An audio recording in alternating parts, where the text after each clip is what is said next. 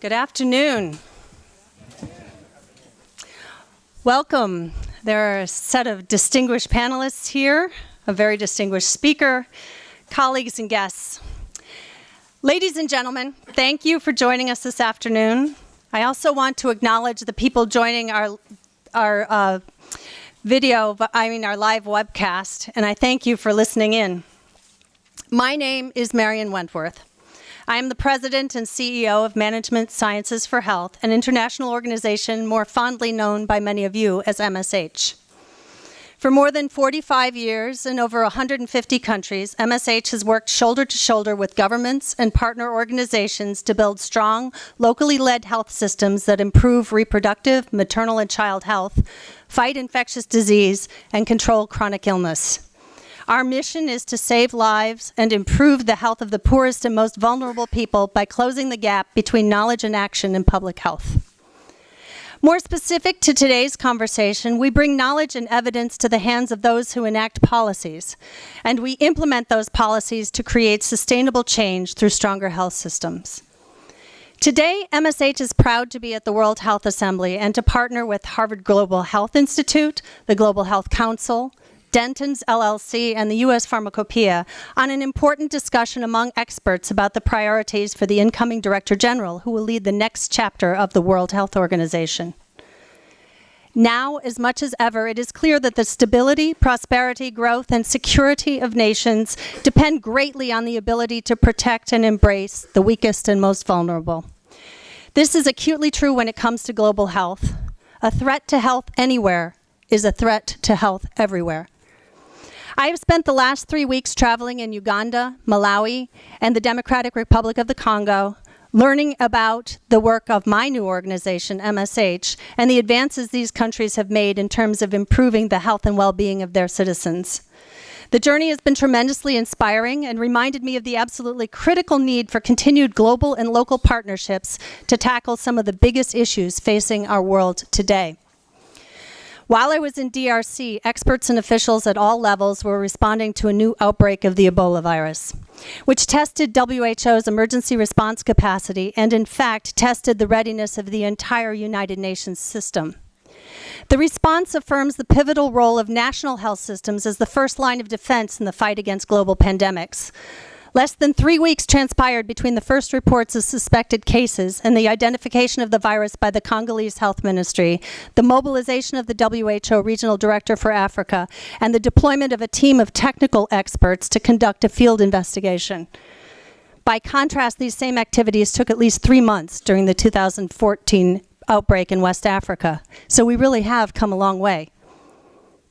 Securing our own health and well-being, and therefore our economic growth and security, is no longer achievable if we act alone. Partnerships of all types and sizes between governments, among the private sector, public sector, civil society, and with communities are needed in order to secure our national ambitions and prosperity. As the global guardian of public health, with 194 member states, 6 regional offices, and over 700 supporting institutions, WHO plays a critical role in securing health for all. No other organization has the international credibility, convening power, or mechanisms to coordinate health on a global scale. Of course, it is not only during times of crisis that we must act in partnership.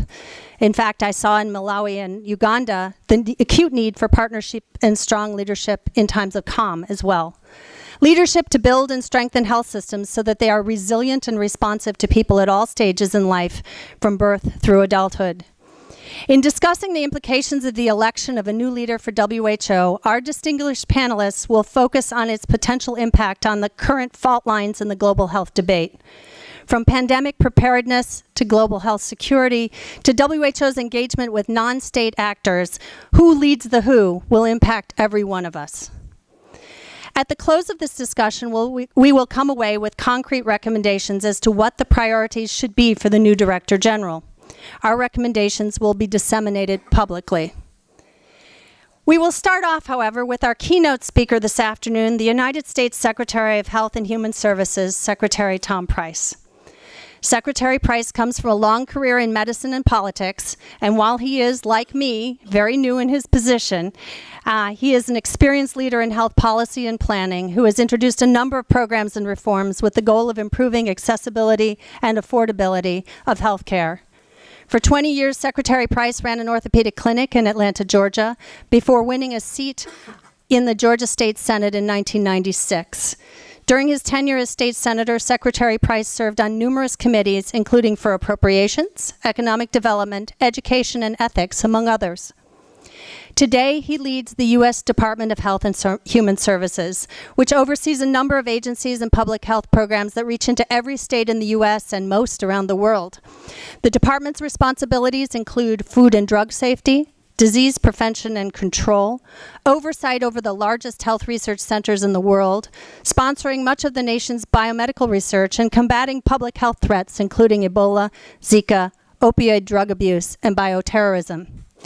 He has a tremendous responsibility and opportunity to impact global health, a responsibility his recent trip to Liberia and his numerous activities here at the Assembly have really demonstrated that he is taking most seriously.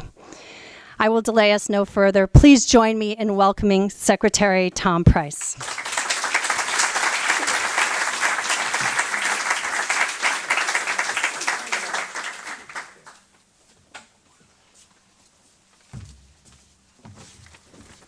Thank you so very much. Good afternoon. What a great pleasure it is to be able to join you for this wonderful event. I thank you for that generous introduction. I want to especially thank our hosts, the Global Health Council and the Management Sciences for Health, for the opportunity to provide our thoughts on the priorities for the next WHO Director General. What an exciting day, huh? I was telling folks earlier that this was my first WHA, obviously, but the first time I had the opportunity to cast a vote for Director General, and the individual I was speaking with had been in the organization for a long time, said, my first time too. So it's an interesting dynamic that has occurred. We're looking forward to a very eventful day. First, please allow me to say that the United States strongly supports the WHO. Together, we're working to combat diseases and to ensure the highest attainable level of health for all people. We know that the next health emergency is not a question of if, but when. And when it happens, the world will turn to the WHO for guidance and for leadership. We need to be sure it's up to the task. By ensuring that all countries around the world can prevent, detect, respond to, control, and recover from disease outbreaks at the local level, we can minimize the threat of international health emergencies. The United States looks forward to working with the next WHO Director General, who will play an intrinsic and a critical role in preparing for and reacting to potential and actual health emergencies. We will work together to promote and achieve global health security. To this end, it is critical that the Director General manage the political sensitivities between the WHO's regional and country offices versus its headquarters. The response to the various post-Ebola reviews have led the WHO to set up promising processes to try to ensure that public health decisions will be made based on science, insulated from politics, but the new Director General will need to reinforce these systems.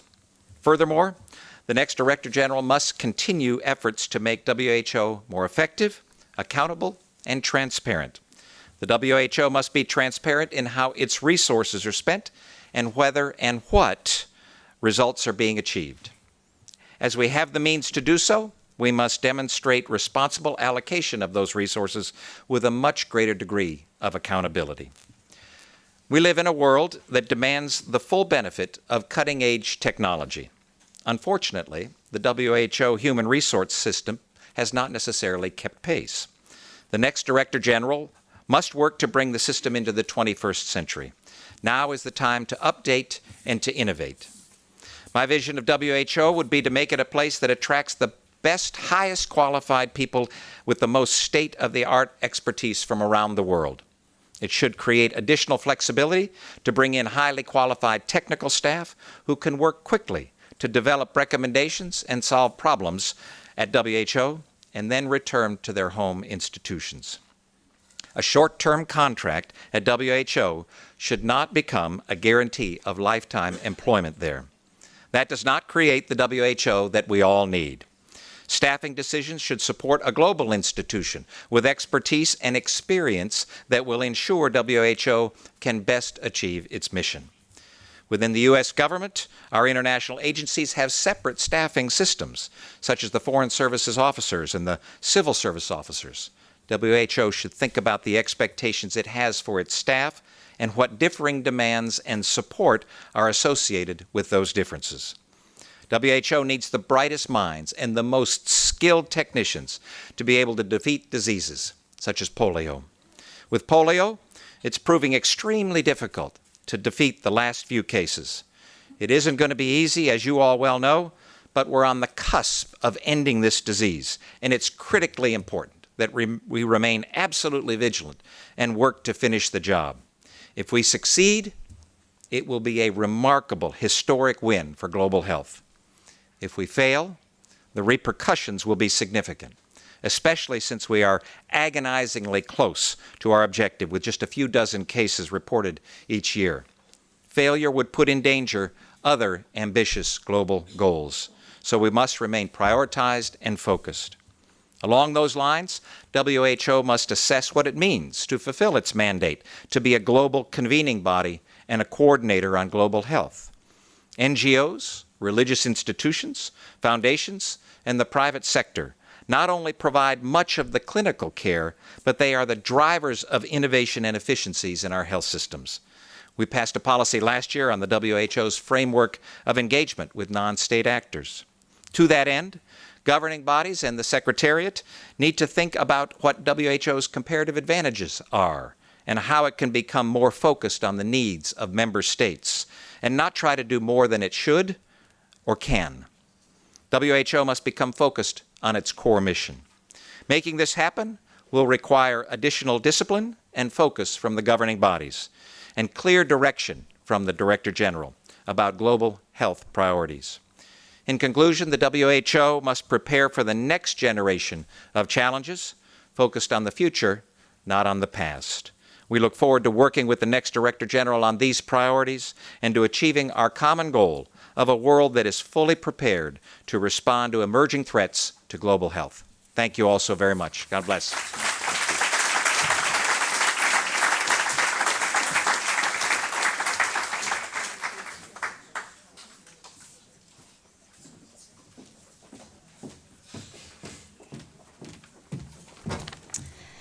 Thank you all so much for joining us, and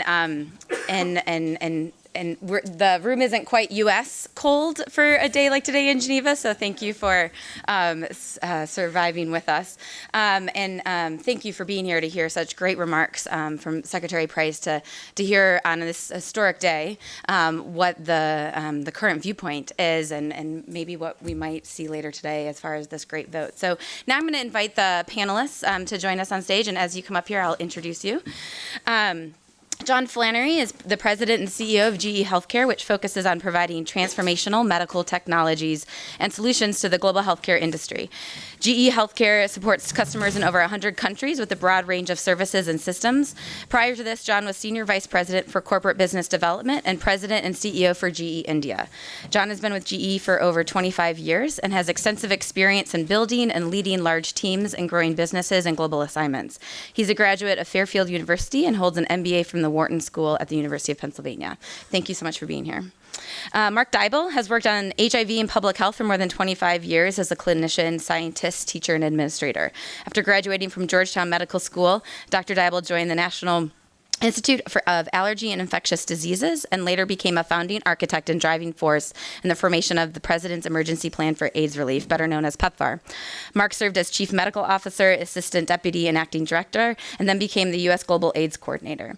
As head of the Global Fund for the last few years, Mark has overseen tremendous transformations and innovations during his tenure. Thank you for being here, Mark. Jan Beagle joined UNAIDS as Deputy Executive Director in September 2009. She holds the rank of Assistant Secretary General of the United Nations. Ms. Beagle brings to this position more than 30 years of experience in the political development, management, and interagency areas of the UN work, as well as extensive experience in change management. Previously, she served in numerous positions within the UN system, including as Deputy Director General of the UN office here in Geneva, where she introduced improvements in systems and practices to strengthen management and promote system-wide coherence. She is also a international gender champion, a leadership network that brings together senior female and male decision makers to break down gender barriers. Thank you so much for being here, Jan. Ashish Jha is the director of the Harvard Global Health Institute and a practicing internal medicine physician at the VA Boston Healthcare System. Dr. Jha received his MD from Harvard Medical School and trained in internal medicine at the University of California, San Francisco, where he also served as chief medical resident. His major research interests lie in improving the quality and cost of healthcare, with a specific focus on the impact of state and federal policy efforts. His work is focused on 4 primary areas: public reporting, pay for performance, health information technology, and leadership, and the roles they play in affecting the delivery of high-quality care in the U.S. healthcare system and globally, and also did some great work on WHO post-Ebola, which we're excited to hear about. So thank you for being here, Ashish. Lois Pace is the president and executive director of the Global Health Council. She comes to the role after having leadership positions in global policy and strategic partnerships at Livestrong Foundation and the American Cancer Society. Over the course of her career, Lois has championed policies for access to essential medicines, as well as launched the Non-Communicable Disease Roundtable under GHC, which convenes organizations representing multiple issues and sectors around shared advocacy goals. As a supporter and partner of GHC for more than 10 years, and most recently as a board member since 2012, Lois has contributed substantially to the re-envisioning of the organization. Thanks for being here. Well, we have a lot to react to from Secretary Price's comments, and as well as the events that we've all been participating in Geneva. I can't believe it's only Tuesday. It's only Tuesday. And for those that stick through this till the end, it's only Tuesday. I'm sorry. So I think we're going to start with an opening question I'll pose it and then take a seat with y'all. In American politics, we often talk about policy priorities in this wonderful term of first 100 days. So I'd love for panelists to take an opportunity, and it just passed. I think we've heard about the first 100 days back in American politics, right? I would love to hear from y'all just a few thoughts on what, if we wanted to use that term here for the new WHO Director General, what should the priorities be in that first 100 days? What are some policy priorities in the short term that should be tackled? And Ashish, the Institute's work on sort of the post-Ebola WHO reform, I know that you guys have thought a lot about this, both in the short term and long term. So if you can kick us off, that would be lovely. So good afternoon, everybody. I don't think I can move that any closer. It's okay. So first of all, I want to thank everybody for coming and say that I think I've been very pleasantly surprised at Secretary Price's engagement at WHA this year. I think there's been a lot of questions about the U.S. government's engagement more globally, certainly with international institutions like WHO. You could easily envision a story where he showed up for 12 hours, cast his vote, and left, and he has done nothing of the sort. And he's been here for several days, and I think has been really engaged, and that's powerful. I think it's powerful because I think the Secretary recognizes something that we all recognize, which is WHO is essential. We're getting on to about 70 years, so we're, I guess, 70 years since WHO was created, and the world looks very different. And it's a very reasonable question to ask. Do we still need a WHO 70 years later?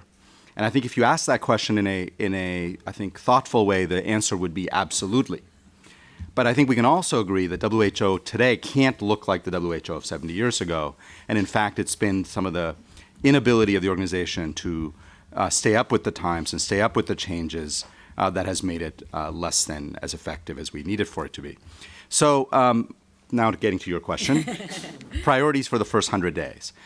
Look, I think if we're going to be very honest with ourselves about WHO, and we all are here because we think WHO is essential to improving global public health, I think we're all going to also agree that we need WHO to be more effective than it is today. And WHO is caught in a little bit of a vicious cycle right now, where people are highly critical of the organization.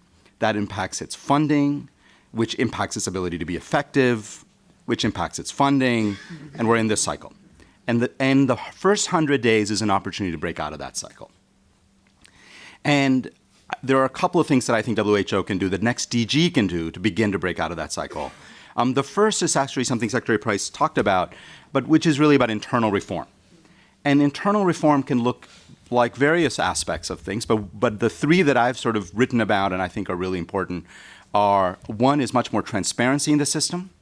So everybody loves transparency. How do you actually do it? In the US and in many governments, there are these things called FOIAs, Freedom of Information Acts. The ability to access pretty much everything but the most sensitive information should be available and accessible to everybody. I think that is a set of policies WHO should have. Second is HR reform, human resources reform that Secretary Price talked about. And then third is some sort of an accountability mechanism that goes beyond just WHA or the executive board. And what some of us have called for is essentially what looks like an inspector general, an outside entity that oversees the functioning of WHO, maybe reports to the executive board. The details are less important than the notion that there is an accountability mechanism for the management team. This is not based on the idea that the management team isn't going to do a good job, but this is just good institutional practices that we have learned over the years from lots of governments can be very powerful. And those are things that are mostly within the control of the DG. And I think starting by internally saying we're going to reform WHO, we're going to make some policy changes, I think creates the window for asking for more resources, for asking for more time, extends beyond the 100 days, the opportunity for the next DG. So I have some other thoughts, but I'll actually stop there and say what I would love to see from the next DG initially is really tackling, improving, and getting the house in order. I want to pick up on something Ashish said, which is this idea of an image problem. And I think we all know it, but I don't know if we talk about it enough. The fact that WHO really, I think in the DG's first 100 days can embark on a PR campaign and really make sure people understand the good that it does and the reason that it exists. One thing I really appreciated Secretary Price saying was really pointing to the primary goal of this institution, which is to achieve the highest attainable standard of health for everyone everywhere. And that's excellent to hear from a member of our government to reiterate, and important for us all to continue to communicate. But what happens is, as we all know, people only hear the bad, and they haven't heard enough good things coming out of this place. And it's not just those of us in this room. I'm talking about the general public. I'm talking about voters. I'm talking about people on the ground whom WHO aims to serve, not truly understanding its core functions and its benefit to them. And so I think by focusing on really revamping its brand and promoting its image, I think that could be really helpful to a new DG. And as Ashish said, that drives everything. That drives the resource mobilization, that drives the relationships that it can embark on brokering with people across all sectors. I really think that fundamentally it's about that. And it's not just talking about the good, I think it's acknowledging the shortcomings as well, and just being honest, and really saying, okay, this is what's working, this is what isn't, and this is what we're going to do about it. So I would really applaud a Director General who can come in and with that level of honesty, which I think we've seen in some ways, but just continue to speak openly and directly with all people that WHO aims to serve about what it aims to do and how it can be most successful. Great, thank you. So I might come at this from a slightly different angle. So as running a very large organization, we've got about 55,000 employees in 130 countries in my business. So I have some sympathy maybe about what the Director General is about to take on. And I just thought a couple of things. One I would say is the 100 days is a temptation always to come in and put a stamp on things and come out of the gate very strong. One thing I would just caution on that is you're ultimately trying to mobilize a number of stakeholders and constituents for an extended run. And so I would start by taking some time and just listening. Make sure, even if you think you know or have some preconceptions about what should change, that you take time to hear people and engage them and get their opinions, because ultimately, A, you probably learn some things that you didn't expect to, and B, there's a level of respect and interaction that starts with that engenders a lot of long-term support. So I'd say the 100 days is good, but listening and moving deliberately has its own place. If I was thinking about this, I kind of thought about the question as if I had to actually do this myself. The three things I think I'd approach is trying to say it's an amazing platform and just an incredible organization, but I'd be thinking, how do I get to the most actual impact?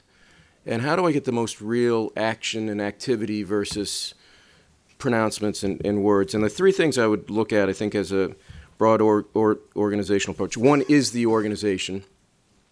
That's first and foremost for me in any type of role like I've had like this, which is, how is the organization? What caliber of people do we have? What level of commitment is there to the vision? What level of competencies and trainings, and what are the gaps? So, because if you don't have a powerful, motivated organization, the rest of the agenda is going to dissolve for sure. So that would be, and there's a number of, I think, known reforms around the organization and that you would be familiar with. The second thing I'd say is just strategic focus. I think one of the challenges when you talk about global health issues, and there's 100 good ideas, there's 100 things that you'd say, yeah, we should work on that, we should definitely work on that. And just trying to narrow that down.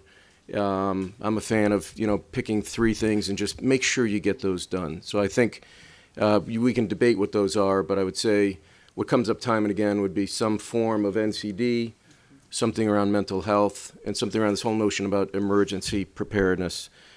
And then the last thing I'd say is implementation capability. That if you have a motivated organization and a strategy, you still have to have delivery capability. So I would be focused on core infrastructure in countries around physical capacity, training capacity, clinical capacity.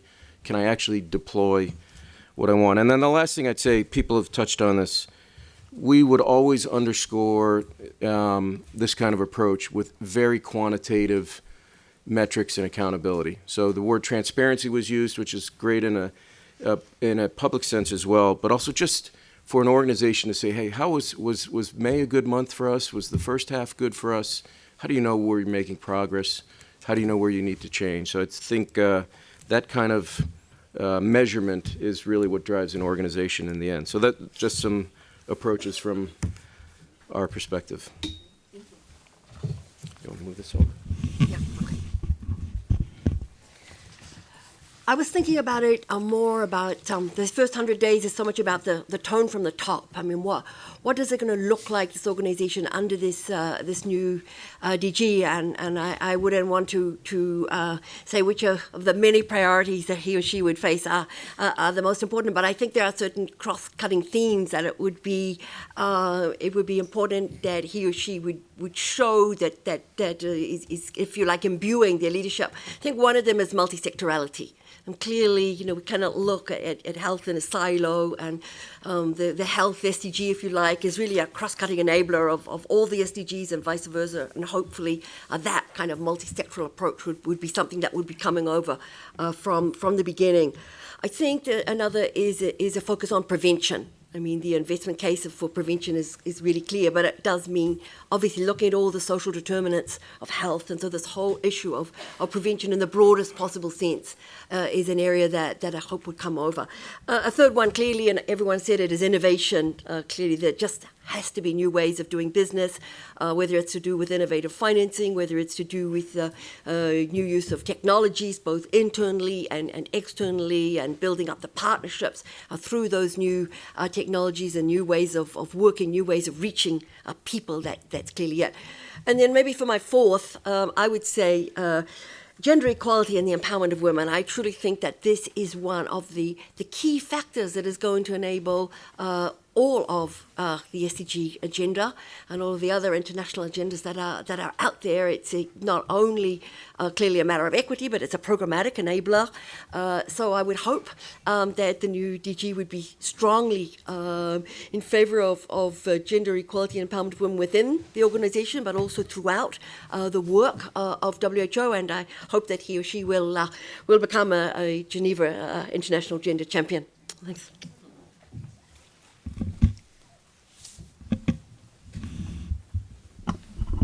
Thanks.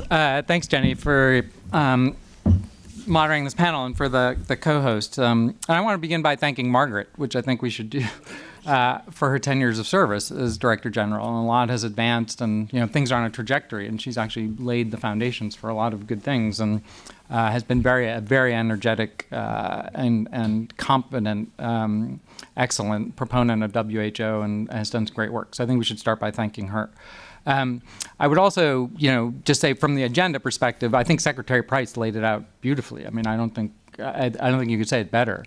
The key, of course, is taking that and operationalizing it. And you can take 100 days, but I mean, I really think, and certainly having worked to start PEPFAR and the transformation we've done in the Global Fund over the last four or 5 years, you basically have to get it right in the first year. So the first 100 days are important for that, but if you don't move as a new incoming leader in the first year, you're never going to pick it back up. You're going to lose too much. So that first year is the key. I think John made some good points about things you can do in the first 100 days, but some of that is listening.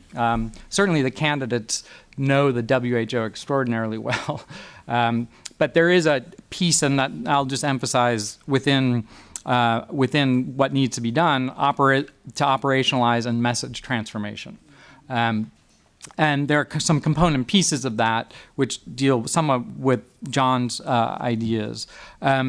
And within that, there are quick wins, and then there's long-term stuff. And you need some quick wins when you're a new leader to show that you're engaged and you can message it. And I would say there are two components of that. One is mission. Really focus the mission, be clear on what your strategy and agenda is, what your vision is for the organization. You can't do change management without laying out a clear vision, and you have to do that very quickly. But the second piece is operationalizing vision and making sure everyone in the organization buys into that vision. And you can do some of that in 100 days. Some of it you can't do in 100 days. You can't even in the first year probably begin to address the regional issue, which is a massive problem. But you can start laying the foundation for this is how we're going to achieve things. These are our objectives. And this is where we're going to go. On the operational side, I would say there are two things that could be done rapidly in the first 100 days. One is set up an accountability framework. Whether you're going to have an inspector general or not, if you know what your mission is, every organization should have an accountability framework. And that accountability framework should be pushed through the organization as part of change management so that everyone is focused on the mission. And, as John said, that you're checking every month, where are we on this trajectory? Part of that is putting your team in place, and I think how the team gets put in place will be critical, and who's a member of the team. Will it be regionally focused promises made, or will it be who's the highest quality? And there's a mix of that. I mean, you have to be politically conscious too. There's a mix of those two pieces. But if you're going to make decisions based on political considerations, which you have to, you can also have a highest standard for who you will accept and who you won't accept. And I think that will be key. Who you pick first, no matter what your vision and mission and change management is, will tell a lot of people about how you're going to lead. And I would say one other thing that I think absolutely could be done in the first 100 days and would be essential. Secretary Price started with it. I think everyone is looking at response and how do we manage emergencies, and that is a key role for WHO. And if you can show that you're taking that on seriously in the first 100 days and you're setting up an accountable system for that, you can make a huge difference and buy a lot of goodwill, there are big changes that need to be made. And so you need goodwill. And you can get goodwill in the first 100 days so that you can do your 5 years and maybe 10 years. And one of those things to me is standing up a rapid response team that is intersectoral. If the Ebola outbreak had occurred as a militarized or a terrorist attack, the response would have been fundamentally different. And the reason for that is people get together on a regular basis, and the people in security infrastructures, the private sector has a massive role to play here. They game this stuff out. They do simulations and they respond. The G20 ministers just did a simulation for a rapid response. Why wouldn't WHO stand up a rapid response team that includes multiple people that do simulations on a regular basis, both at the global and regional level, because it's the regional and country level that's going to matter. But that's a key role for WHO, and involve the private sector, involve the security apparatus that know how to respond to these things and engage, so that you're getting all the pieces and getting them rapidly and right. And if you can then show a response, that's hugely important. And the last thing I would say is, Jan hit this point, which is partnerships. As part of your mission statement and your vision is focus on your core. The Secretary is very clear on that. I think everyone's been clear on that. Focus on your core. But then how are you going to relate to everyone else? What's the partnership that's necessary globally, regionally, in country, down to the village level that WHO is going to be driving? And this could be hugely exciting. I mean, in some countries, WHO has 300 people. How do those 300 people relate to what's happening, so that accountability framework actually should run down? If you can set those foundations, then you can start to address some of the, maybe you don't have to bust up the regions, but if you have an accountability framework that runs through them, that everyone's looking at, things can start to move. So I do think John's point is correct. You can't do too much in 100 days, or you can tip the organization over, but you can do some things in 100 days to get the goodwill and then start setting the framework for change management and really, really focus that first year on delivering. Go a little bit deeper with some of the things that you guys highlighted in your initial comments. So I think it's starting with sort of at the broadest sense, we heard Secretary Price say it, a number of you did too, mission, right? We all say that the WHO should focus on a mission, but that begs the question, what should the mission be, right? And what is the proper role? What's the proper scope? Considering the critical global health issues that are currently facing the community, what is that proper scope and mission? How does the WHO, currently fit into sort of the different public health crises that we're dealing with? Do you want to kick us off? Sure. I know you guys looked at that in the post-Ebola world. Yeah, so I think a couple of quick thoughts, and I think one kind of overall reflection as we went down the table here is actually how much overlap there is in ideas across, I think, all of us. There isn't actually, everybody sort of said it in slightly different ways, but it is about, I think, in the beginning, building a certain amount of credibility, creating goodwill, focusing. So the challenge with mission, to your question, Jenny, is that, strategy, somebody once said, is knowing what you don't do. And so that begs the question, what does WHO not do? And it's actually pretty hard to figure it out. I think if you think any topic that has any association with global health, WHO does that. And so it's a challenge, and I think, and it is certainly beyond my pay grade to tell WHO what it should or should not do, but it needs to go through a process where it may make some strategic decisions. And I think the next DG needs to go through a process with member states, with the executive board, whoever, but a process by which they come up with priorities that includes specific important things that WHO will not tackle immediately, or will play a very different role, a much more enabling role and much less of an active role. Because if not, eventually if we end up with WHO is going to try to tackle everything, we're going to essentially be back where we are. And I have not seen, I don't think, that kind of prioritization. We can all, there are a few things that we absolutely essentially need WHO to do. I think one way to begin is by asking the questions, what are things only WHO can do? There are certain things that lots of organizations are involved in and doing, and WHO is doing. And if they're being done well by others, WHO can say, we're gonna hold off on that. Not because it's not important, but we need to focus.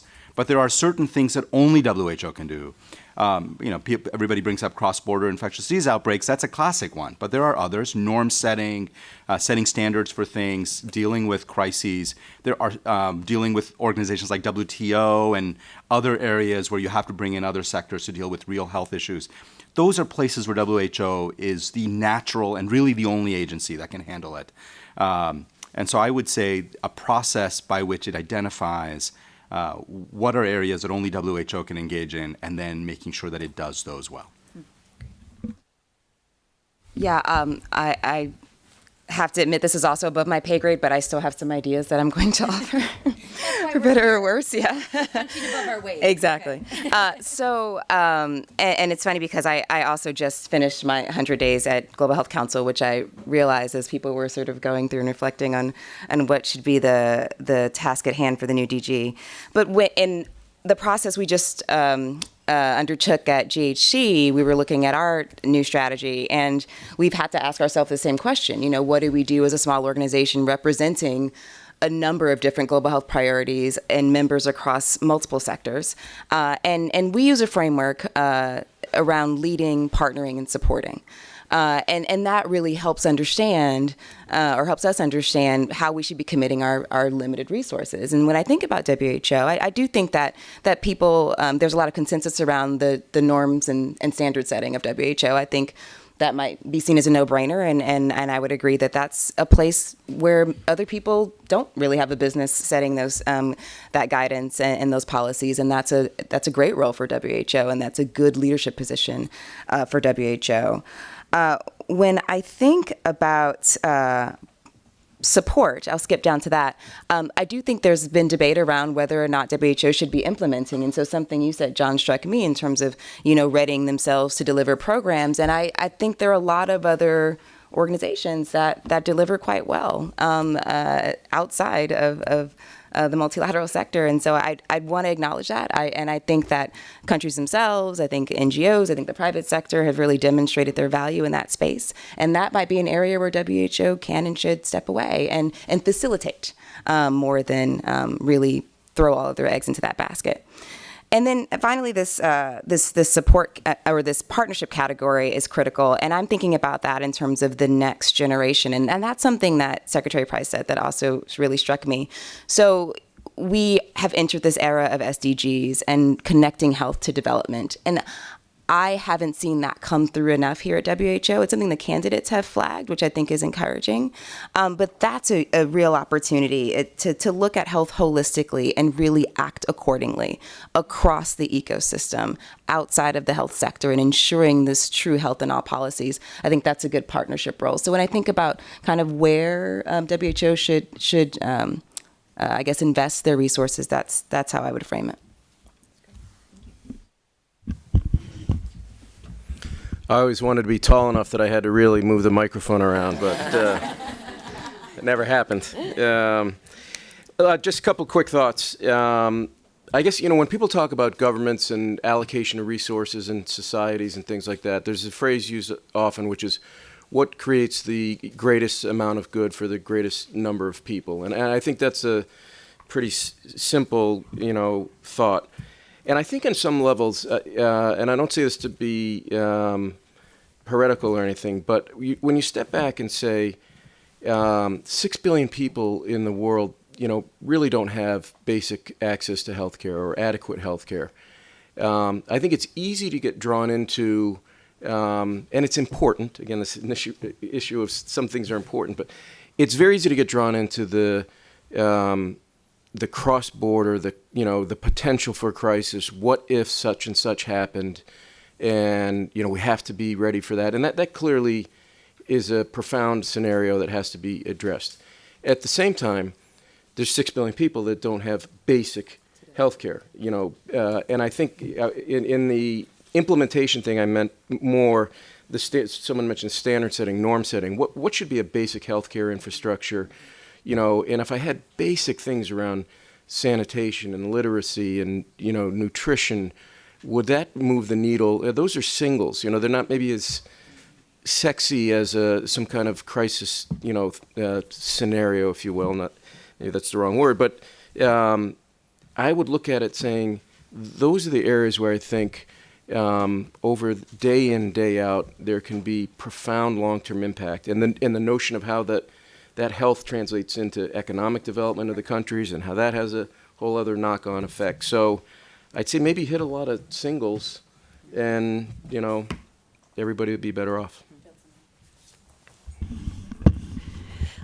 I think we're all agreed at the global level, the norms and standards are key. And I would say also strategic information there, because if we don't have the right information, it's very difficult to know where we're going. But I would put it more also on at the country level. Really, at the country level, there is definitely no one size fits all. And it very much, I think, this new DG of WHO has to be really in tune with what the countries need. And I mean, just talking to one or two ministers is just during this WHA, and they're saying that certain of them, what they really need is not so much the kind of technical support that they've been getting for years and years. They actually need real upstream management advice. You know, how are they going to work with all of these new actors that they now have? How should they be prioritizing the huge challenges in front of them? How should they be looking at the new relationships that many of them are making with private sector? How can they get civil society not only as service providers, but also into governance, into planning at an early stage? How can they think about the whole supply chain differently? And this is the kind of upstream advice that I think that they're looking for from international organizations. And I would agree that they're not looking to all of us international organizations any longer, or very seldom, except maybe in very fragile states, for implementation. Others can do it much faster. Others have got more money. There are different comparative advantages. But international organizations have got a legitimacy, have got an independence, have got an expertise, if you have the right people there, that are able to give that advice really and make a difference. So I think the question on mission and what is the mission is absolutely the right, because you have to start with that. But then you have to get it through the organization, and that's the difficult part, so that every person owns that. I mean, I think the concept of what you're not going to do is really important, but more importantly, what's the objective? I think Secretary Price laid it out pretty well. But one of the difficulties in change management is getting everyone to feel like when they go to work that day, every decision that they make, everything that they do relates to that mission. And, no one goes into global health because they want to become a bureaucrat. Some people do, but not many. No one goes into it because you want to have knife fights every day over where this money. You go into it for a purpose. And, the vast majority of people still in organizations, even if you've been there a long time, I always use the 80-20 rule, 80% want that bigger mission. If you give them that bigger vision, that bigger mission, they'll all rally around it. You'll have 20% that won't, and over time you'll have to knock them out. But as long as the 20% isn't undermining the 80%, you're fine. You can manage that. And that's a problem for all organizations. So I think, related to that, really focusing on what are we trying to do, what's our role, and what's the role of the partners, who else needs to be engaged. And that has to trickle down from the Director General into the field. And just experientially from PEPFAR, people talk about the reforms we did at the Global Fund. That was child's play compared to bringing, 5 departments and agencies at secretarial level together to around one vision from the heads of the agencies into the field with no direct control over those organizations. That was a nightmare. There's blood on the floor for months, years actually. But one thing that really helped was we had specific goals. They were called 2710 for treatment, prevention, and care. Now that's very simple, but literally during meetings when people were, putting daggers in each other's backs, we would just stop the meeting and say, remember why we're here, 2710. And you would immediately, Paul's smiling because he was in some of these, you would immediately start seeing a change. And that's the kind of change you need in large organizations, but you can't just be, so often we get stuck on the people directly around the director, not how you're going to get it through to the countries. And that's where the work's at. It's at the countries. So the last thing I would say is to just reinforce what Jan said. It is a rare country today where technical support of the kind that has traditionally been provided adds any value. It was 10 to 15 years ago, it did. It really did, because there wasn't capacity, there wasn't knowledge, it was really important. But we're still doing the same thing. Now, and ministers are quite right, because I've been in rooms that most of the time you're educating the technical support provider for the 3 weeks that they're there, and then the last 2 days maybe they have some ideas, but rarely are they things they haven't come up with before. The competency in the countries now is extraordinary. If you're going to do it, as Jan said, focus on the things that they're vulnerable on, which is procurement and supply chain. That's where they have their biggest problems and where the biggest bottlenecks are. How you manage human resources. Everyone knows human resources, but how you manage human resources is fundamentally different.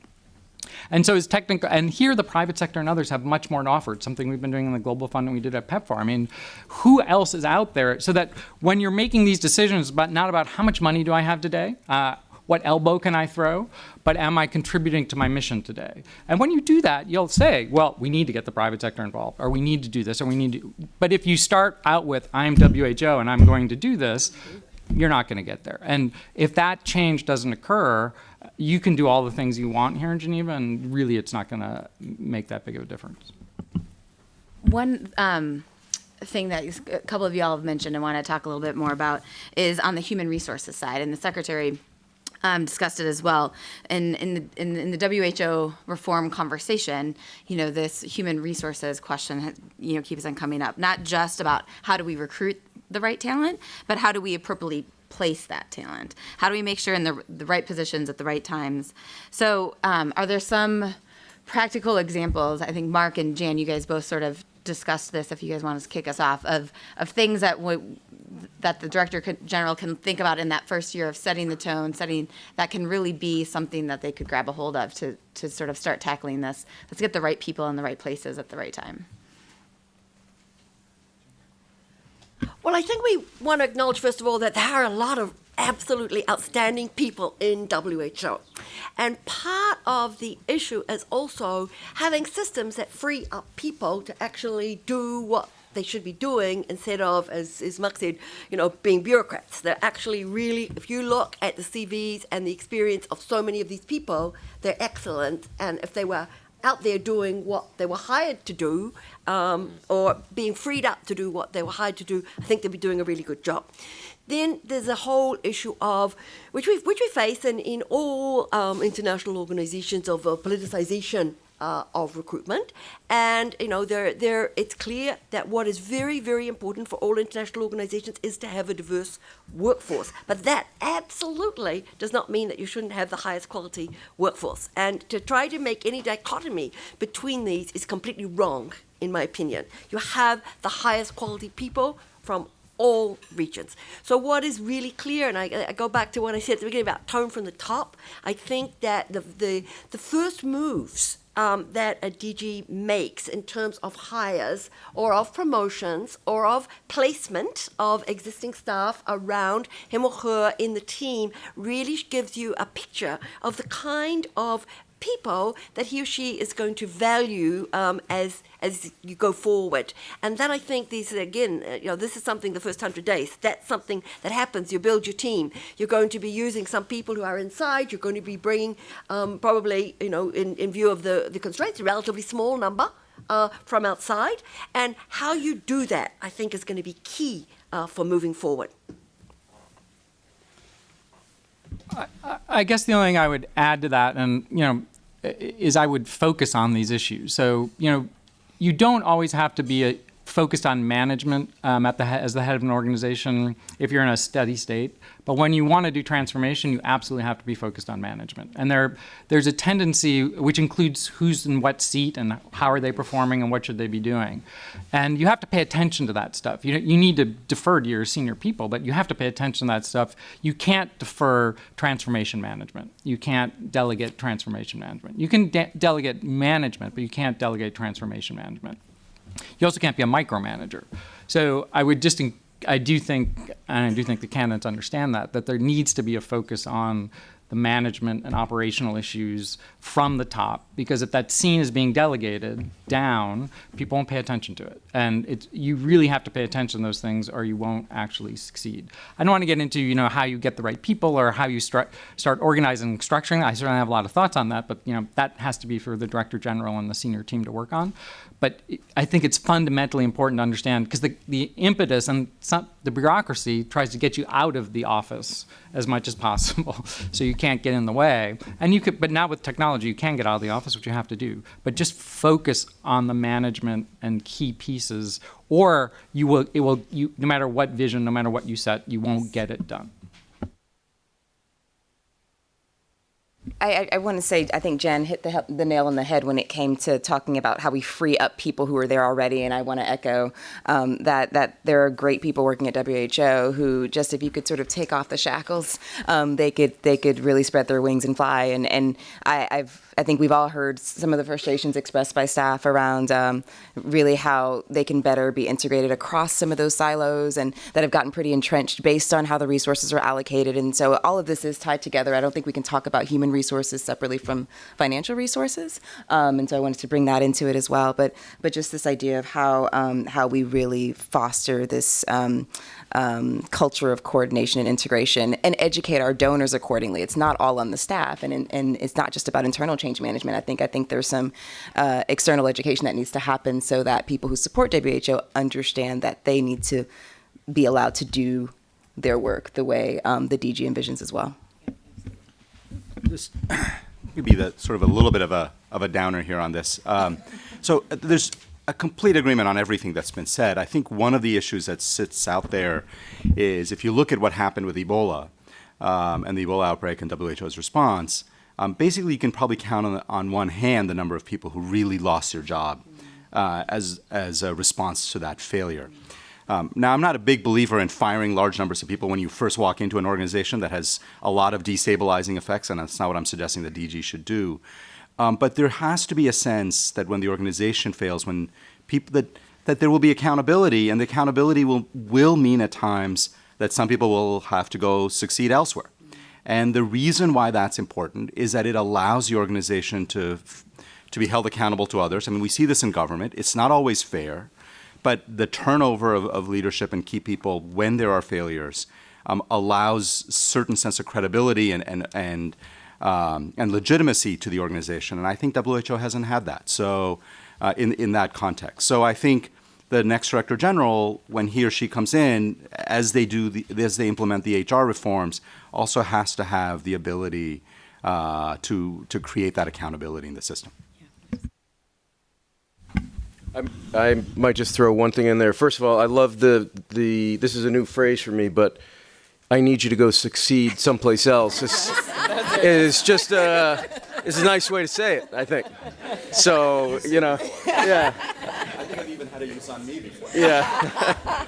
So that's a learning for all of us we'll take with us. But the other thing I was thinking, Mark, about your 80-20 thing, and part of getting an organization going again in the team, and who are the right people to have on the team, and I'm not talking name by name, but fundamentally, the dynamics of the team, and I'm a huge believer in just a big team mentality and a power of positive thinking. And if you've got people around the table that fundamentally behave like that, you can do 10x what you can do without that. And so one of the people that worked for me actually used a phrase, it's a little bit of a harsh phrase, but they said, we sit around and figure out who the energy vampires are.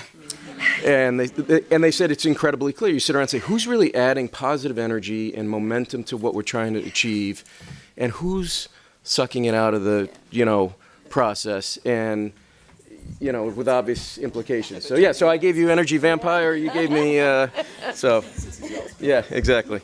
Actually, if I could just quickly, because I think this is really important, and something that it's been astounding me, the power of it, for the head of an organization to say, we are servants, and we're doing this with humility.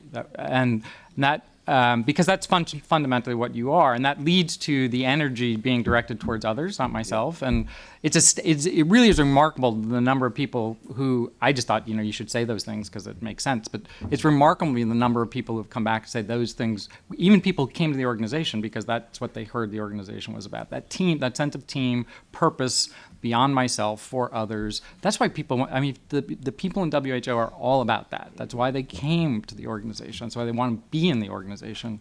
And if they have that sense from the top that that's what we're supposed to do, what opens up and the ability to open your wings is really extraordinary.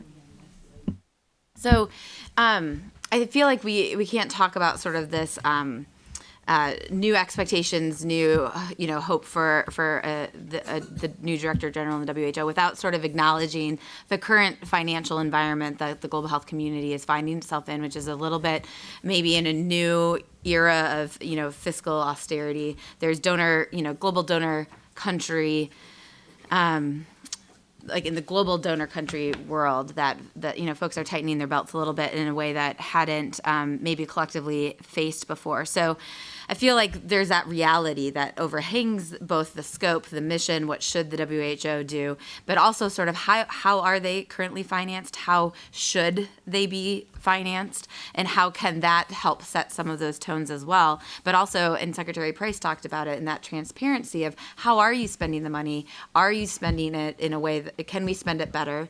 I think there's some press this week that talked a little bit about how the WHO might currently be spending their money. And so I think, how do we overlay that on sort of the conversation we've been having? And do you want to kick it off? I'll kick us off You're by good at this kind kicking of off conversation.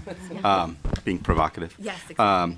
So actually, it's an interesting question. As you were speaking, Jenny, I was thinking, and I don't know the answer to this. It's an honest, I don't know. Is there more money for global health writ large now than there was 10 years ago? Is it the same? Is it less? Yeah. I would think the answer is it's more. The number of organizations involved in the space is certainly much bigger. WHO's budget hasn't kept up, but WHO is not the entire global health community, right? It's obviously a central part of it. So if we then focus the question on WHO's financing, I think that raises a different set of questions. So as everybody knows, about 75-80% of WHO's funding is essentially earmarked, leaving it much less flexibility. And again, this is something I alluded to earlier, but let me just expand on this. That I think if we're going to have an honest conversation about WHO's effectiveness, one of the things that people talk about, and they're absolutely right, is when 80% of your budget is tied up to priorities that other people have said, it's hard for you to be effective. But that's actually as much a symptom as it is a cause. One of the reasons why people earmark is because they're not sure that if they gave you a blank check that you'd use it as wisely as they think you ought to. And so we're caught in this vicious cycle where all this earmarking hampers and sort of handcuffs WHO, which makes WHO less effective, which then allows people to justify more of this earmarking, and I think we've got to get out of that. It's been interesting. People talk about it's very hard to raise money for these WHO priorities. We've seen organizations come up, like CEPI has come up in the last year. Didn't exist a year and a half ago, and it's raised a reasonable amount of money. So I think that the community is still very open to innovative new programs that are going to tackle big problems. I still believe that if WHO can set a vision, commit to reforms, it can break out of that cycle. It can start being more effective, which I think over time will unravel this vicious cycle that it's caught in. Mm-hmm. Thank you. At Global Fund, you guys have done some innovative work. So I'm going to take this opportunity to switch the question a little bit, answer the question you want, not the question you get. But I will come back to your actual question. So I actually think the first question we have to ask is how do we finance impactful healthcare for all? And then you work your way down from there. And I think we as a global community are way behind on this. And to be honest, I don't think WHO has a major role in this because there are financial institutions and financing institutions, but we're not connected. So how you go from grants to loans, how you work in a country where you have increasing domestic finance and leverage corporate and private engagement, not giving billions of dollars, although in some countries that's possible, like India with its laws, but how do they engage in a way? How do you put together in this environment, in this world today, as countries are emerging from low income and will have less and less development money, how do you actually finance healthcare? And that's a global thing, but it's also a country-by-country thing. And then you can start talking about how do we finance individual organizations to get there. But I really think we're way behind on how you package financing for impactful healthcare. And we need to get much better as a community on that. I do think relative to WHO's financing, I would agree wholeheartedly that as long as people don't have confidence in where you're going, you will get earmarked to death. So. And this is a little anecdote that I always tell because I love it. When we started with PEPFAR, we went up to the Hill, which was our main stakeholder, all the time and told them what the problems were, what we were trying to work on, gave detailed information on what we were trying to implement. And the heads of the second head of one of the big agencies told me, stop giving them all their information. They're just going to ask for more. Yes, but we never had an earmark. We never had a programmatic earmark, whereas that agency basically had more earmarks than their budget. So I completely agree that if you message and are clear on transformation, what you're doing, what your core competencies are, how you're working with others, money will start freeing up. People will still have priorities, but you'll be able to match it in a way that is much more impactful. But if you start with, I'm going to go after this pool of money or that pool of money, you're not going to get there. But again, I link it all to that first year. And there's a reason PEPFAR ended up with $6 billion, and MCC ended up with $1 billion, less than $1 billion. It was supposed to be the other way around. That first year of each went totally divergent ways. And so if you get confidence in the first year, if you show what's happening, I think Margaret's done a phenomenal job, by the way, in a really tough environment.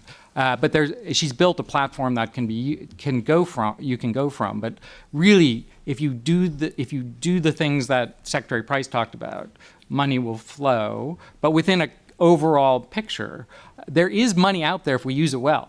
There's no money out there if we don't use it well. Come back to donor education, and I do think that you can talk about the value of it and make it sexy, and we can talk about how I try to do that as a membership organization, and that has its own challenges. But I don't know what that looks like, and I do think it's more than a notion. I don't know if we answer it today, but I do want to put it out there as a question. You're saying maybe Matt Damon and Ben Affleck don't want to fund norm-setting standards, But governments will. But yeah. Governments will. Jan, go ahead. No, actually, I was going to say what Lois just said, that, part of it, of course, is about increasing the trust, and when you increase the trust, your donors come back, or they come in larger numbers. But the bottom line is, it is really, really hard to get funding for multilateral organizations. You've got a board of directors of 194. Everyone's got their own priority or their own number one concern, and it is difficult to get funding for norms and standards and things which some of us think are absolutely crucial, and others don't necessarily see the need to fund those. So I do think that we need to think about maybe new ways of packaging the budget so that certain parts of it are really core, that everybody comes to the table for that, and the major donors have to continue to come to the table for that. But then a lot of it has to be, as has been said, about leveraging up, and there's a key role, I think, for WHO in leveraging up financing from all different kinds of sources, obviously the private sector, but also philanthropy and so many other sources that are out there, right? As well as the domestic investment. In my field, in HIV and AIDS now, it's well over 50% of the domestic response, which is now being financed by national governments. And this, a few years ago, would have just been impossible to believe. So there is money out there. It's a matter of the will, but also providing the frameworks to leverage up that money for different types of expenditure. But I don't think that we should downplay the difficulty that there is of raising the money for the core, which is not probably going to be financed by some of these other sources. One of the things, when talking about, other people's money, the way you do it is you figure out, right, what those other people's money would spend that money on, and then you go supplement around that. And, when I was in Congress, we used to talk about this a lot in the global health community, right? There are things the American taxpayer will will enthusiastically support, and there's things that they won't. So where the U.S. government can't do that, then you go find the folks that will be able to spend, focus on that and have the political will to be able to do that, whether it's the own national governments or the private sector, which is, obviously huge in implementing and financing some of these programs. So I know there's a question up front, and then we'll go to you next. And please state who you're with and your organization. My name is Katja Iversen, and I work for an organization called Women Deliver. And that's not going to link to my question. Well, first and foremost, I'm not sure you can solve a trust issue with a PR campaign. It's about involvement, and it's about making change happen. So that's kind of first. But my question goes to how would you recommend the new DG to work with and for youth and adolescents? If we look at where the world is going, if we look at making a good foundation for health of the world, you have to start with the adolescent, orphan girl. It's their needs, it's their opportunities, it's their choices, including reproductive choices and opportunities that will define the future as we want it. How would you recommend the new DG to go about that. Yeah. Linked to that, how do you also do it with a gender lens? Jan, you want to take the first crack? I think it's a crucial question, and I think that all organizations are grappling with it because you've got aging populations within the organizations for a start. So I think internally the new leadership has to show that it has a commitment to bringing in young people. I think that WHO actually has probably of many of the international organizations one of the largest cohorts of interns and junior professionals who come for a stage. It's a very popular place to come for a stage. The issue is how to get in to a longer term role later on, which doesn't necessarily have to be a longer term role in Geneva. Could be a longer term role in your own country or your own region. So I think that's something that the new leadership needs to work on internally. I think that externally also, and I know they have already done some work like this, but there's need for more work involving youth in the development of strategy. For example, we just did our new strategy. We did a lot of crowdsourcing so that young people all over are able to give their views. I mean, it's not difficult to do this anymore. A few years ago, it was impossible. Now, the technology enables us to get these views from people who would never have been able to give those views before. So I think that is extremely important, and not only young people writ large, adolescent girls, as you've mentioned, but also those with disabilities or those coming from marginalized groups in many societies or groups that are even criminalized in many societies. I think that this is something which is extremely important. So I hope that the next DG will also have an emphasis on LGBTI agenda and looking at groups that in many societies are marginalized. If I could just jump in, because I feel pretty strongly about this, about a couple of things related to this. First of all, we do have to remember that there's a member state organization, and that's where the partnerships piece is so critical, because member state organizations just inherently are going to have limitations. The people, the board members are older. It's the nature of the jobs, and it's also very public sector focused. And what we're missing right now is adolescents and young people. Even when we have health services for them, they do not come. So we're not engaging the community and understanding what it is they want and the programming that will be attractive to them. And we're doing it based on a bunch of older people. And in the case of WHO, it's older people in public sector. And you have a fundamental problem there. So if you don't actually understand what you're trying, it gets back to what's your goal, how do you get there, and what do you do as an organization, and who do you need to partner with to make those things happen? And WHO can put things out, but it's not going to fundamentally change. It has to get to the country. That's the other thing I would say. Get it out of Geneva and into the countries. There are conversations all over the place on this stuff in Geneva. We need to get it out of Geneva and into the countries. And that's where the regional issue is going to start to become more complicated, and the power of the regions and the resources in the regions. But that's where you lay your short-term foundations and then start dealing with the bigger issues. But I really think this is a partnership. If you don't have those partnerships, we will lose the young people. In the case of the HIV, we're going to lose control of the epidemic if we don't start engaging in a fundamentally different way.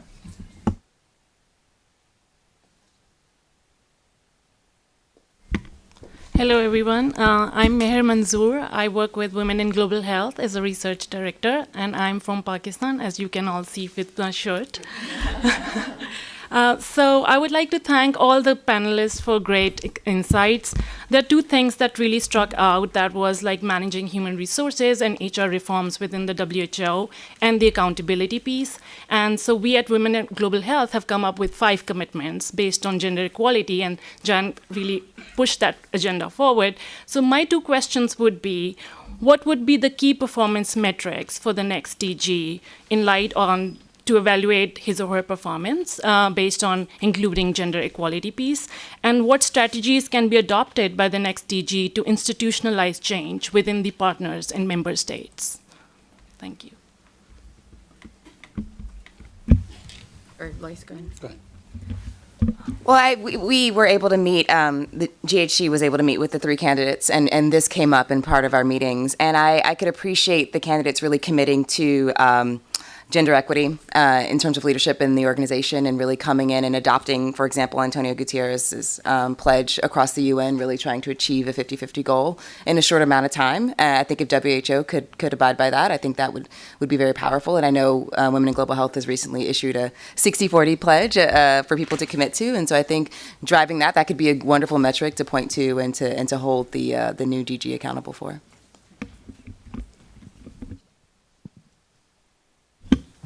It's a great question, by the way. So the one I might add as a key metric in my mind is something around access. However you want to define, you'd have to define what is acceptable access to healthcare. But I think some metric around how do we make 6 billion people without healthcare become 2?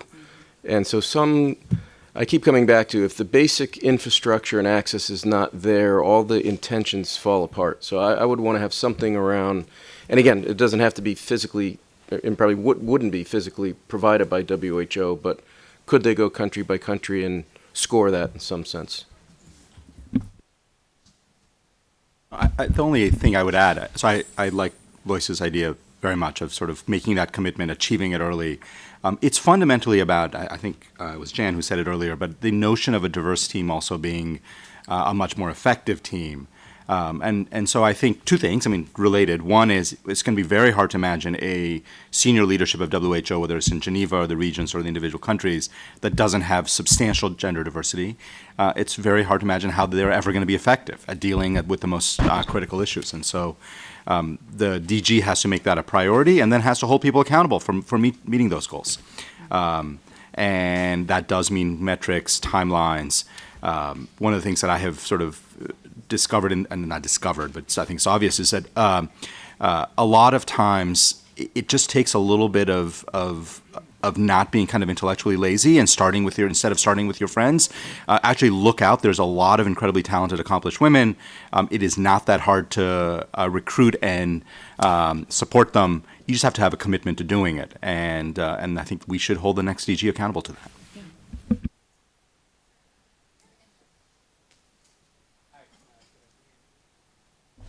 Thank you to the panel again for excellent discussion. So I want to follow Tom Gaziano from Harvard Medical School and representing the World Heart Federation. A question around the going after the 6 billion in infrastructure discussion that's going on. Should we encourage the new Director General or WHO in terms of norms and standards of recreating the healthcare system that we've had in the Western countries, or something different? I would want to sort of see if we can leapfrog, because we realize, as has been said before, in terms of the number of people that don't have access even in the United States or other places, that our system is sclerotic, it's inefficient, and there is a great opportunity potentially to develop new ways of, in terms of the infrastructure, supply chains, et cetera, that might be much more efficient than what we're doing already. And how should that be part of the sort of overall vision? So maybe there is part of the mission of sort of access to care, but what standard is that? I think that's one of the challenges. Should everybody have access to? And it may be more limiting in some levels and maybe more innovative in others. Definitely, there's this interesting thought process, right, of when you don't have to build landlines for phones in a country, that they get to leapfrog over some of the things that the Western countries, had to get through to get to where we are now, and how can that sort of innovation of leapfrogging sort of really help people think and take a fresh look at health systems of how would we build one from scratch when we have the ability to do so. Let me just say one quick thing on that. I think one of the key, obviously WHO helping facilitate what the new models of care need to look like for the 21st century is a pretty big task, and we're not going to make much progress on that today. But the one big thing I will say is I think it's a great priority. And second, the big shift that needs to happen is to get away from input-driven thinking about health systems into much more being output-driven. We sort of think about health systems as number of doctors, number of hospitals, number of nurses, number of community health workers. We get why we get there. I don't think that's actually a very helpful model. It's gotten us stuck. We've been in that model for a long time. I'd much rather look at care delivered, health outcomes achieved, and allow the systems to be much more innovative about how that gets done. And that's where technology, I think can actually be quite useful. So we were talking about financing before. If the new Director General starts focusing on Western countries' health systems, that's a great way to make sure there's zero contribution to the WHO. And I'm only half joking. I'm not half joking at all. I mean, it's the best way to ensure no money.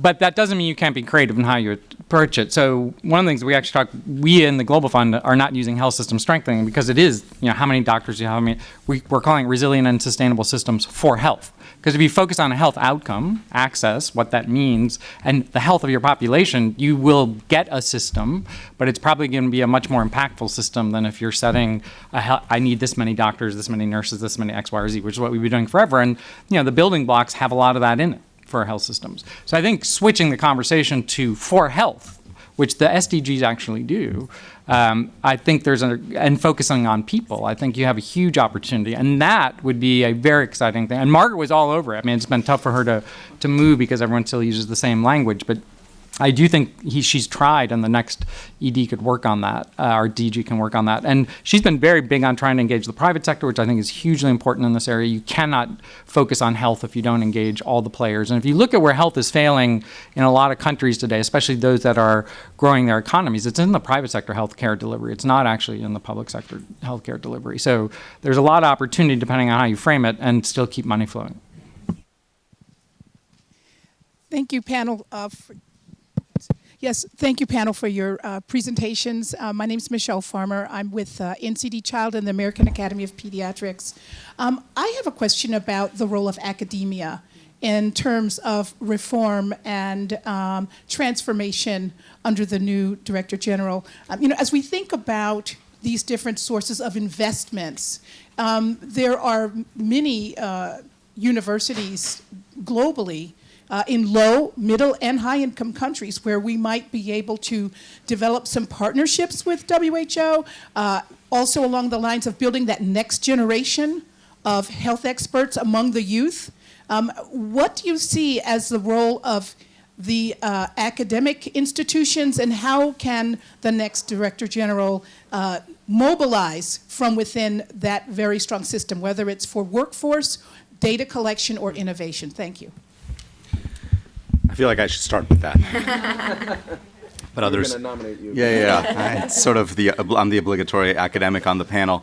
No, it's an enormously important question, and let me say that the responsibility lies on both sides.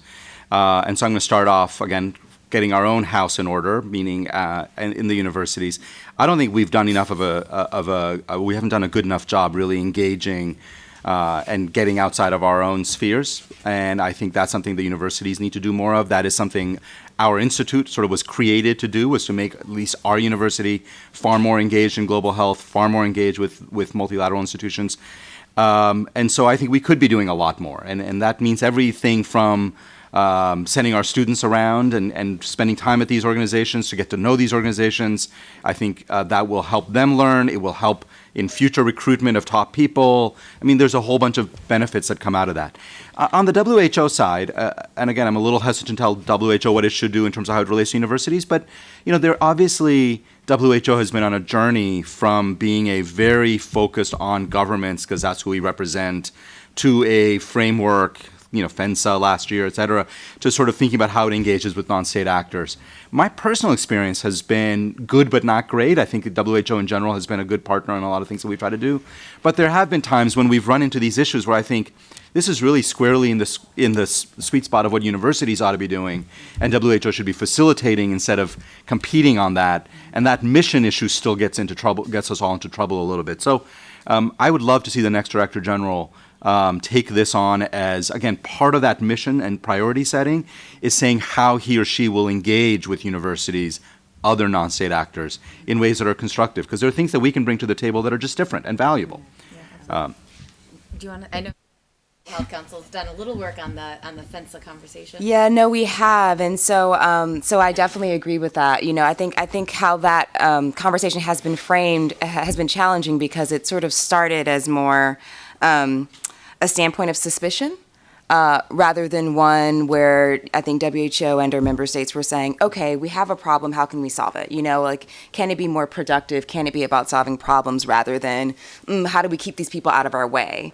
And this idea of kind of interference versus assistance. So it's been a struggle for us and our member organizations, I think, to figure out how best to engage with WHO. I agree. We're very grateful to be in official relations with the agency, and we have great partners here, and we've really tried to maximize that relationship in a way that's mutually beneficial. But we also want to work with the new Director General on how this gets implemented moving forward, because I think the FENSA discussion in particular has proven to be challenging, and these things are tough. You know, I think they're trying to solve a very important problem and be very clear about some of the issues around transparency and influence that we do need to be mindful of. I also know that WHO has a huge mandate, and global health is big, and and it's going to take all of us, and so we have to really be creative and thoughtful in how we bring everyone to the table in a similar fashion so that we can all sort of help move this forward. Any other?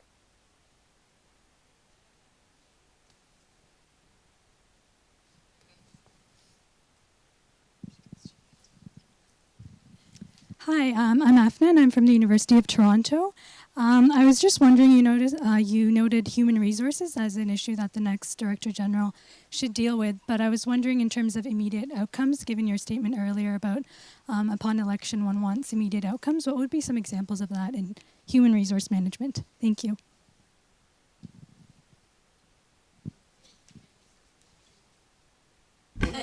No, I think that really can only repeat what I think we were all saying before. A lot will depend on the tone from the top. You know, the team that is. It's not just one person, the leader, crucially important, of course, but the team is really going to make it or break it. And so who comes into that team, I think everybody will be watching, and that will set certain benchmarks and will be a certain credibility for that leader, having a team which has credibility, both internally and externally. And I think that is probably one of the first things. Everything else is longer term. But one of the things I would say is freeing up a lot of the systems, freeing them up so that, as I said before, the good people can really do their work, but also you can bring into the organization in a flexible way experts from all different types of backgrounds, whether it's from the private sector or whether it's from academia or science or wherever else. You can bring people in, as the Secretary said, you can bring people in for a shorter time, for a particular purpose, and you don't have to be giving them a contract. And sometimes it's not the person necessarily even that wants that. Sometimes it's that the organization doesn't have a contractual modality that can bring them in an appropriate way. And that's the kind of thing that has to be worked out. It's going to take a little bit of time, but there are good models out there. So I think that it's really a matter of setting the right tone from the beginning. One other thing I'd just say quickly, there's a very mechanical way to address the question, which is we don't leave this to, chance or wondering how the organization feels or has changed. So I think you could easily set up half a dozen key questions and survey the organization. Start now, get a baseline, and do they understand the mission? Do they know how they can contribute? Can they get their work done? We have some basic questions. We constantly sort of pulse our organization, and sometimes we like what we see. A lot of times we don't, and you react to that. So I'd say as an outcome, you can measure and know sort of where the organization is pretty scientifically. Thank you all, the panel. If you'll join me in thanking the panel for joining us. Really appreciate it.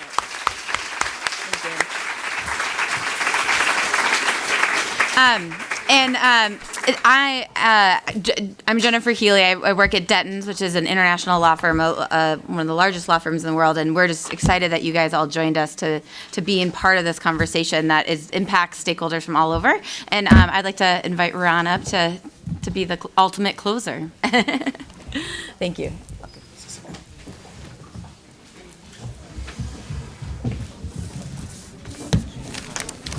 Oh, hold on. We've got closing remarks. You can do it. If y'all. Thank you, Jen. Yeah.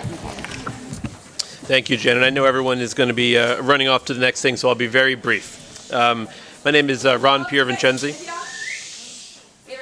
Thank you, Jen. My name is Ron Piervincenzi. I serve as the CEO of the United States Pharmacopoeia, USP.